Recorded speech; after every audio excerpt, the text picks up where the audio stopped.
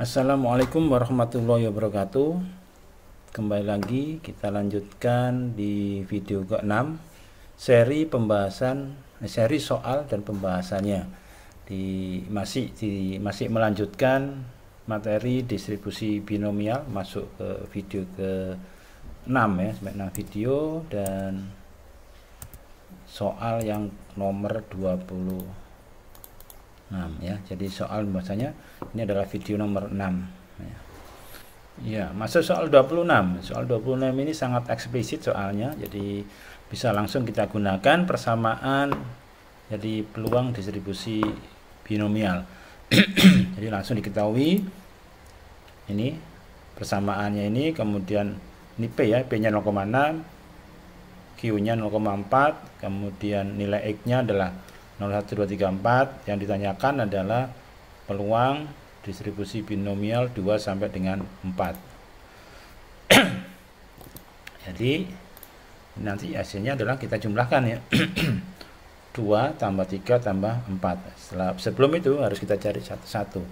Tadi persamaannya sudah diberikan, tinggal kita masukkan X sama dengan 2. Jadi hasilnya ini. Ini kalau kita lakukan perhitungan, silakan dicek hitungannya. Jadi hitungannya bisa kalian coba pakai kalkulator, coba kita cocokkan dengan yang saya jelaskan di sini ya. Ini mudah perhitungannya karena 3.496 bagi 10.000. Jadi pembaginya atau ini penyebutnya adalah kelipatan 10.000. Jadi lebih mudah ya, kelipatan 10, 100, 1000 dan seterusnya itu kan lebih mudah untuk menghitung. Kemudian untuk X sama dengan 3, berarti ini angka 2 ini kita ganti 3, ini kita ganti 3, ini kita ganti 3. Sehingga, nah dapatlah seperti ini. 4 faktorial, ini 3 faktorial, ini 4 kurang 3, ininya tetap. Pangkatnya ini 3, ini 1. Ingat, ini tandanya ya. Karena ini 4, ini selalu 4. 2 tambah 2, 3 tambah 1. Ini salah satu cara untuk melihat ya. Melihat kalau sudah ininya beda, jumlahnya tidak 4, pasti salah di situ. Ini jadinya 216 dari mana? 6 pangkat 3, 6 kali 6 kali 6. Awas jangan sampai salah, 6 pangkat 3 bukan 18 ya, tapi 216. Nah ini kita coret, jadi 1 habis, 1 juga, 4 dibagi 1 nggak pengaruh. Nah, sehingga hasilnya 4 kali 864 dibagi 10.000 menjadi 3.456 per 10.000. Jadi sama ya, X sama dengan 2 dan X sama dengan 3 itu sama-sama 3.456 per 10.000. Yang 3 sekarang yang 4 berarti 44. Nah ini berarti 4 faktorial bagi 4 faktorial 1. 4 dikurangi 4 0, berarti 0 faktorial juga 1. Berarti yang ini 1. Ini 6 pangkat 4 1296, 10 pangkat 4 10.000. Ini perlu apa? Berapapun angka yang di sini pangkat 0 pastilah 1, di sini 1. Berarti jawabannya 1296 per 10.000 ya. Nah, sehingga sekarang kita jumlahkan, penyebutnya sudah sama 10.000 semua. Jadi ini tambah ini hasilnya 8.208 dibagi 10.000. Jadi cukup mudah menghitungnya. Jadi tinggal menghitung 1, 2, 3, 4. Nah, nolnya di sini. Berarti 0,8208. Itu hasilnya ya. Oke. Soal berikutnya kita sampai di, nah, kita kembali lagi ke soal analisis. Sekeping koin dilempar 5 kali. Ini maksudnya koin mata uang ya, selalu itu angka dan gambar. Tentukan peluang mendapatkan sisi gambar tepat 3 kali. Ya, ini optionnya kita bahas di sini. Ya, mengarah ke ini, ke apa? Ke percobaan binomial. Selalu ini karena munculnya 2 kejadian, yaitu angka dan gambar. Sukses, gagal dan sukses dan gagal, sehingga N nya 5 karena 5 kali percobaan, X nya 2, peluangnya 1/2, tinggal masukkan ke persamaan ini, dapatlah ini 1 kurang setengah, bisa juga langsung ya di setengah, tapi ini saya tulis begini dulu supaya lebih jelas. Oke, kita masuk ke persamaannya. Kombinasi 5 3 setengah kali ini langsung ya, kita tuliskan 5 faktorial 3 faktorial 5 kurangi 3 2 ya, setengah pangkat 3 1/8, setengah pangkat 2 langsung aja 1/4. Jadi ini 3 faktorialnya kita coret, 5 kali 4 20 dibagi 2 10, berarti 10 kali 1 kali 1 tetap 10 per 8 kali 4 32 ya.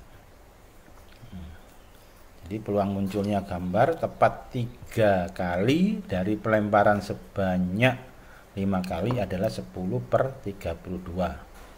Cek di optionnya ada nggak, kalau nggak ada 10 per 32 berarti jawabannya 5 per 16 ya. Cek dulu. Kita lanjut soal nomor 28. Nah, ini sudah contoh kasus analisis. Seorang penjaga gawang profesional mampu menahan tendangan penalti dengan peluang 3/5. Artinya peluang dia tidak kemasukan itu 3/5. Jadi kalau ada 5 kali tembakan berarti kemungkinannya 3 tidak masuk ya. Itu namanya peluang 3/5. Dalam sebuah kesempatan dilakukan 5 kali tendangan. Tentukan peluang penjaga gawang mampu menahan 3 kali tendangan penalti. Ya, berarti peluangnya 3/5. Yang ditanyakan adalah bisa menahan 3-3-nya. Berarti kan bisa jadi pertama gagal, kedua gagal, 3, 4, 5 berhasil, atau 1 berhasil, 2 gagal, 3 gagal, 4, 5 berhasil. Nah, kita peluangnya kita hitung. Nah, ini apa? Jadi peluangnya percobaannya 5 kali, 3 kali yang diinginkan. Dari soal ini peluang atau P-nya peluang berhasil atau peluang sukses 3/5. Sehingga kita masukkan ke dalam persamaan jadi kombinasi 5/3, 3/5 pangkat 3, 1 dikurang 3/5 itu 2/5 ya. 5 dikurang 3 itu 2. Nah, ingat ya, ini tambah ini selalu jadi N ya, 3 tambah 2. Kita hitung 5 faktorial, 3-nya sama dengan tadi, 3-nya kita bagi dengan ini, 3 faktorial dengan 3 faktorial berarti 5 kali 4 20 dibagi 2 itu 10 ya. 10 kali 27 kali 4 125 kali 25. Nah, kita coba sederhanakan lagi. 10 bagi 5 2, 125 bagi 5 25. Itu mempermudah aja.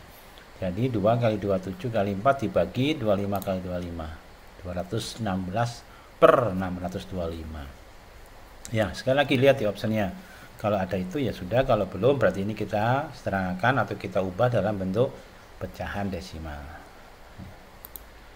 Oke, kita lanjut soal berikutnya nomor 29. Peluang mendapatkan 1 kali jumlah angka 7 dalam 3 kali pelemparan 2 dadu. Ya, dadunya dilempar sekali tapi ada 2. Artinya 2 dadu dilempar sekali. Peluang mendapatkan angka 7 dalam 3 kali pelemparan.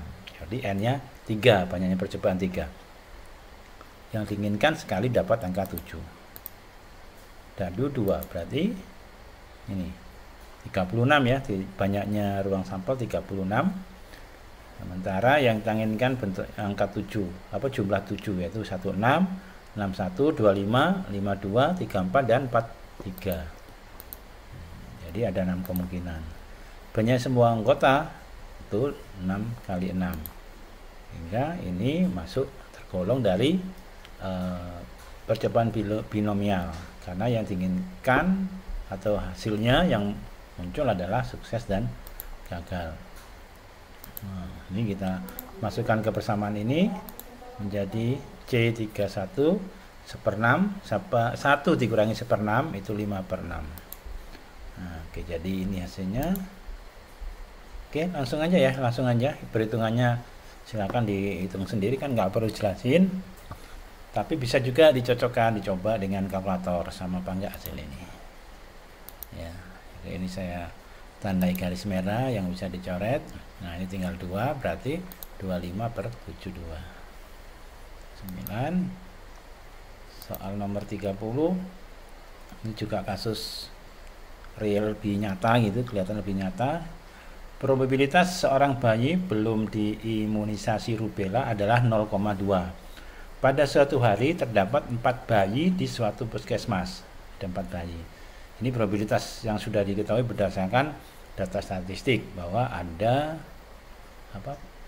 bayi yang belum diimunisasi dengan peluang 0,2. Jadi nggak mungkin semua bayi lahir langsung diimunisasi, tapi secara bertahap atau ada suatu hal sehingga ada peluangnya, ada kemungkinannya 0,2 itu belum terimunisasi.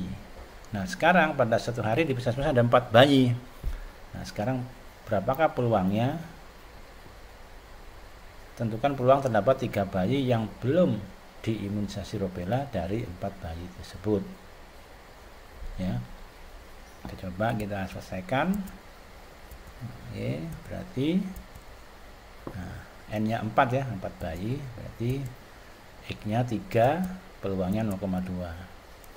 0,2 di sini kita rubah menjadi 2/10. Jadi kalau saya sarankan kalau di sini tidak diketahui tidak ditulis desimal, usahakan kita buat di pecahan biasa. Mungkin sebagian ada yang melihat pecahan ini lebih rumit. Padahal kalau kita melakukan perhitungan, justru pecahan biasa ini lebih mudah menghitungnya daripada bentuk desimal. Ya, kita hitung.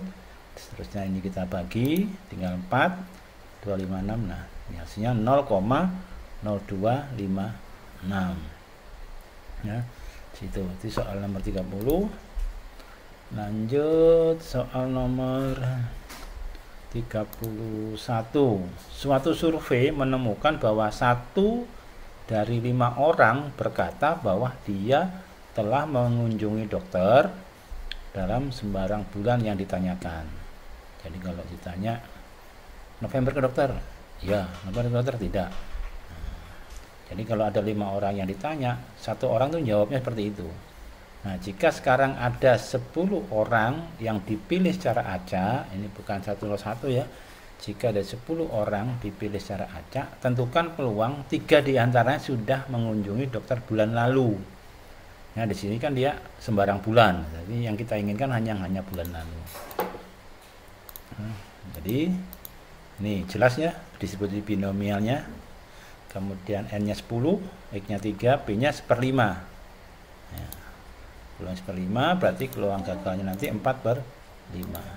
Nah, 10, 3, 10, 9, 7-nya kita biarkan, 10-nya kita biarkan supaya bisa dicoret. Ini perhitungannya.